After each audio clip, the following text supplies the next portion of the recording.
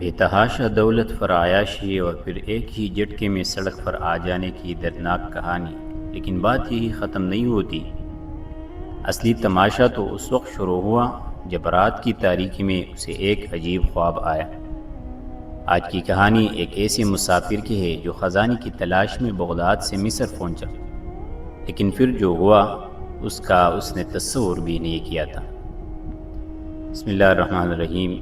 ایک دفعہ ایک آدمی کا امیر رشتہ دار فوت ہو گیا تو مرنے والے کی تمام دولت و جائیداد اس کے حصے میں آ گئی، کیونکہ اتنی ساری دولت بالکل غیر متوقع طور پر اسے ملی تھی اور اس سے قبل اس نے اتنی دولت دیکھی نہیں تھی۔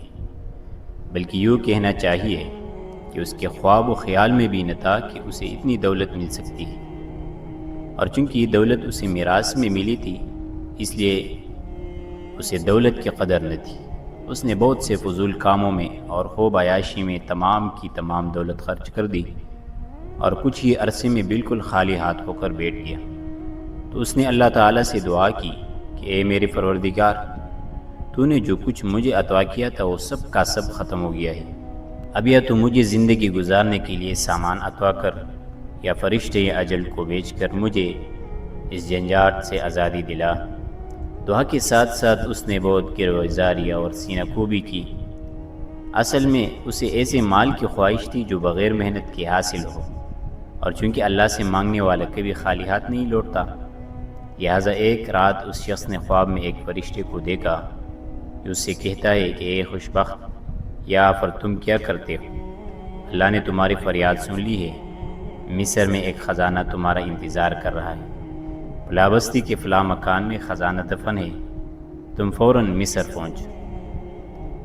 یہ خواب دیکھ کر اس غریب آدمی کی جان میں جان آئی، بڑی ہمت باندھی اور بڑی مشکلیں برداشت کرتے ہوئے مصر پہنچا، اور پہنچتے ہی خالی ہاتھ ہو گیا، کیونکہ جو کچھ اس کے پاس تھا وہ سب خرچ ہو گیا۔ اسے بھوک بھی شدید لگی تھی، مگر جیب میں ایک پیسہ تک نہ تھا۔ جب بھوک برداشت سے باہر ہو گئی تو بھیک مانگنے کا سوچنے لگا۔ شرم تو اسے بہت آئی، مگر بھوک نے اس قدر بدحواس کر ڈالا کہ وہ بے بس ہو گیا۔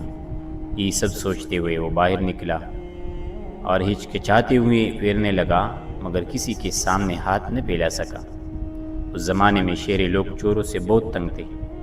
رات کے گپ اندھیرے میں چوروں کی سرگرمیاں بڑھ جاتی تھی، اسی لیے رات کے وقت کوتوال بھی سپاہیوں کے ساتھ گشت کیا کرتا تھا۔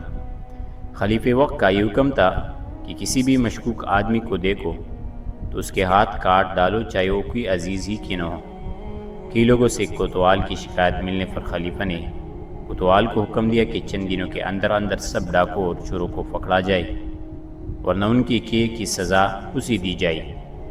کوتوال نے سپاہیوں کی تعداد میں اضافہ کر دیا جو شہر کی گلی کوچوں میں گشت کرتی رہتی۔ چور یہ دیکھ کر ڈر گئے اور کسی میں باہر نکلنے کی ہمت نہ رہی۔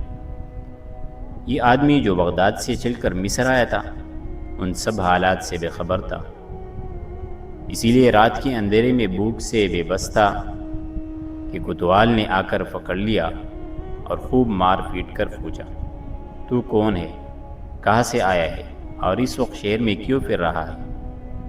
اس شخص نے روتے ہوئے جواب دیا، مجھے مت مارو، میں تمام حقیقت سے تمہیں آگاہ کرتا ہوں۔ کوتوال نے اسے ڈپٹ کر کہا، لگتا ہے تو اس شہر کا نہیں ہے، کسی اور علاقے کا بدمعاش ہے، جلدی سے سچ بتاؤ ورنہ تیرا ہاتھ کاٹ دوں گا۔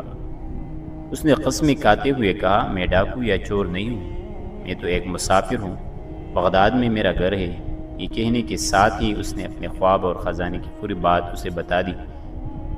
کوتوال حیران ہو کر بولا، ارے بیوقوف، چل میں مان لیتا ہوں کہ تو یہ چور نہیں، مگر تو صرف ایک خواب پر اپنی لالچ کے باعث جان جوکوں میں ڈال کر بغداد چلا آیا۔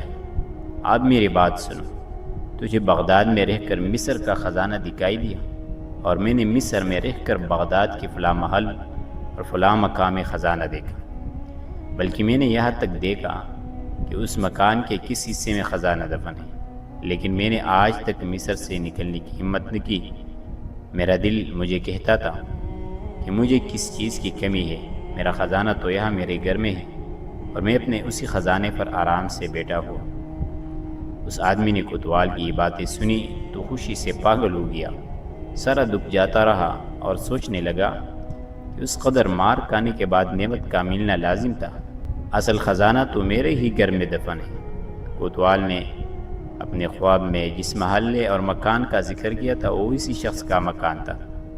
وہ کوتوال کا شکر ادا کرنے لگا کہ اسی کی وجہ سے عجیب و غریب دولت ہاتھ آئی۔ اس کے بعد وہ شخص سجود رکوع کرتا اور حمد و ثنا کرتا ہوا مصر سے واپس بغداد روانہ ہو گیا۔ اس واقعے سے ہمیں یہ سبق ملتا ہے کہ اپنے پاس موجود نعمتوں کی قدر کریں، ظاہری مشقت سے گھبرانے کے بجائے اس کے پیچھے چھپے سبق کو سمجھے اور یاد رکھے کہ حقیقی کامیابی اور سکون باہر نہیں بلکہ آپ کے اپنے اندر ہے۔